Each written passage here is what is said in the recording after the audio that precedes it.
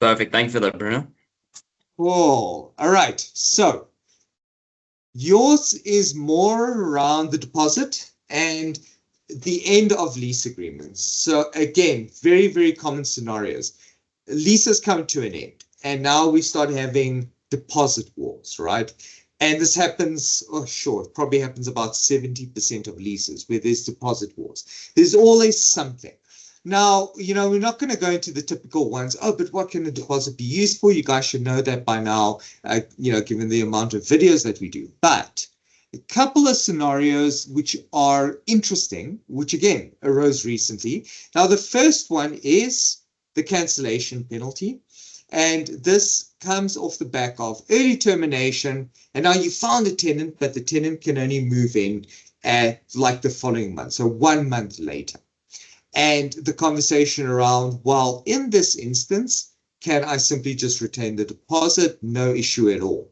Now, another example is if, kind of move out repairs. And again, we chat about this quite often, but when a tenant is supposed to move out of a property and now certain work needs to be done, the landlord comes with its own contractors, wants a certain standard of work to be done, and the tenant says, nope, I want to use my contractors and I will repair. And again, Nick, this comes to the conversation of, is it before he moves out? Is it after he moves out? So maybe just explore both. And one that kind of touches on that again is a maintenance versus service of aircons. And this happens a lot in commercial properties, and a person's obligation, again, when leaving a property, what do they do about the aircon?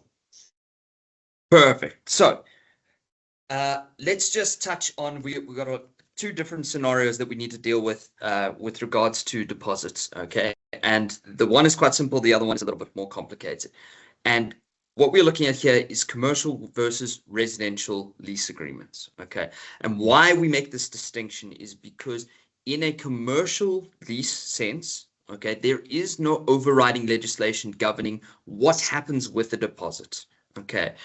So all of your provisions relating to a deposit, what a deposit can be used for and how it can be used, needs to be contained within the written agreement between the parties. All right. This is different from a residential lease because in terms of a residential lease, the Rental Housing Act, Section 5, is going to set out certain situations and how a deposit must be held and how it must be used. Okay. So there's a lot more freedom in the commercial sense, and in that regard, the parties are going to be able to agree to what exactly happens. Okay, so when we deal with deposits, the residential side, I'm going to deal with a little bit more because it's a little bit more complicated. Now, in terms of the our lease agreements, when they're for a fixed term, we know that the tenant can cancel the lease agreement by giving 20 business days notice, and if they do that, they are liable for a reasonable cancellation penalty in the circumstances. Okay. Now the question is, can we use a deposit for the reasonable cancellation penalty? Again, in terms of our commercial, we're going to have to look at the agreement, but from a residential perspective, what's important to note is that Section 5, which I've now mentioned already, does entitle a landlord to hold a deposit. Okay, it does require the landlord to invest it in an interest-bearing account to the benefit of the tenant, but it does allow the landlord to hold the deposit, and specifically, Section 5(3)(g) says that the landlord is entitled to appropriate and use the deposit towards any amounts which are owing by the tenant at the expiration of the lease agreement. Okay, and this would include circumstances where the lease agreement has been prematurely cancelled. Okay, so the answer on can I use my deposit towards the early cancellation damages that I've suffered as a result of the tenant cancelling my lease agreement early? Absolutely. This is going to be an amount which is owing in terms of the lease agreement by the tenant to the landlord in terms of the legislation. So yes, early cancellation penalty, absolutely, you can use your deposit. Obviously, it's not the only thing.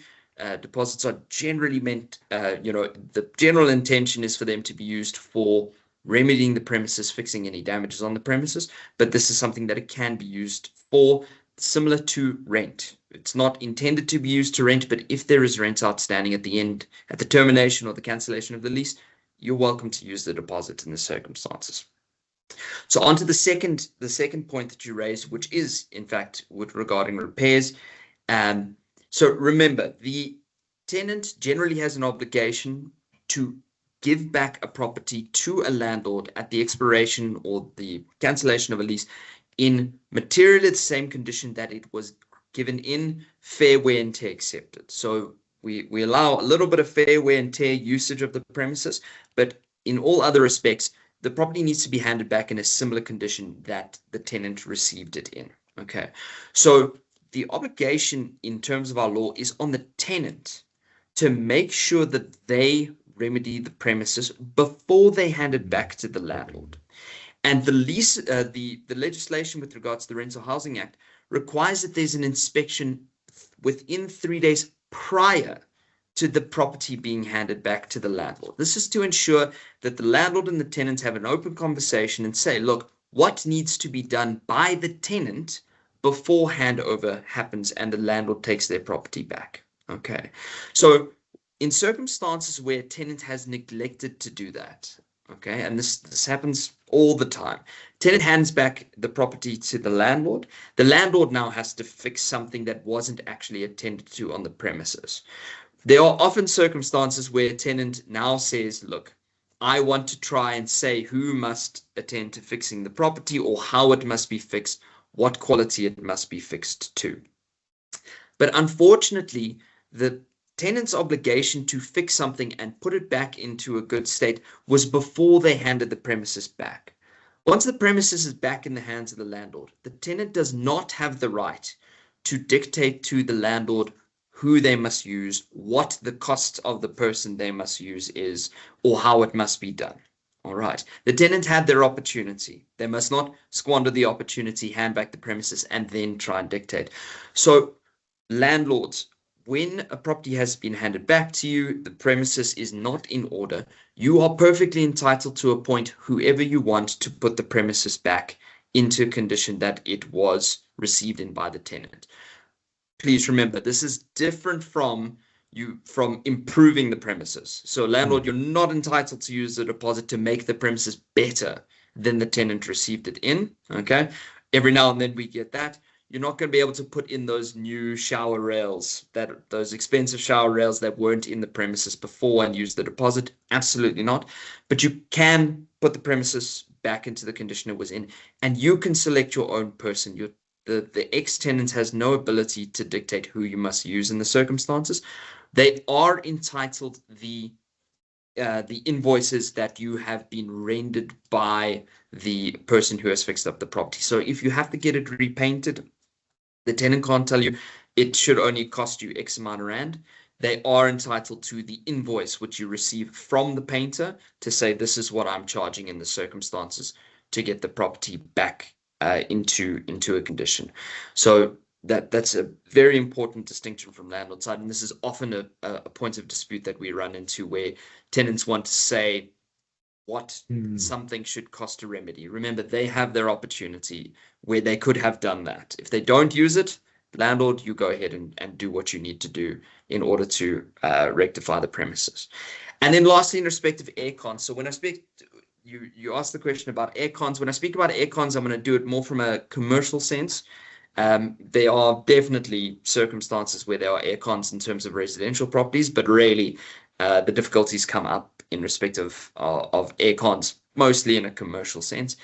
And generally what you're going to find in these particular circumstances is aircons are something that are specifically dealt with within commercial lease agreements. Okay, a decent commercial lease agreement is going to have a specific clause relating to aircons, who is responsible for the upkeep, the maintenance of those particular aircons during the subsistence of the lease agreement, and then obviously making sure that those aircons are in a working condition at the time that the landlord retakes occupation of the particular aircon. But even in a residential sense, say we do have an aircon system of some kind, within a particular residential property. The same rules I've talked about with regards to the previous sort of scenario and repairs on the property are still going to apply. If a landlord has given a property with a working aircon unit, it is the responsibility of the tenant to maintain those aircons during the course of the lease agreement, and to hand back the premises in a condition which is substantially similar to what they received it in. So if you had a working aircon when you came in, there should be a working aircon when you go out. Okay. It's not fair wear and tear to say, well, it worked when I was here, and fair wear and tear now it's completely broken. That's not what fair wear and tear is. There has to have been some maintenance, which is for the tenant's account in the circumstances. So I think that answers all of them, Bruno. Yeah, perfect. Thanks so much, Nick. Great. Thanks very much, and we will see you for another one next week. Awesome. Thanks.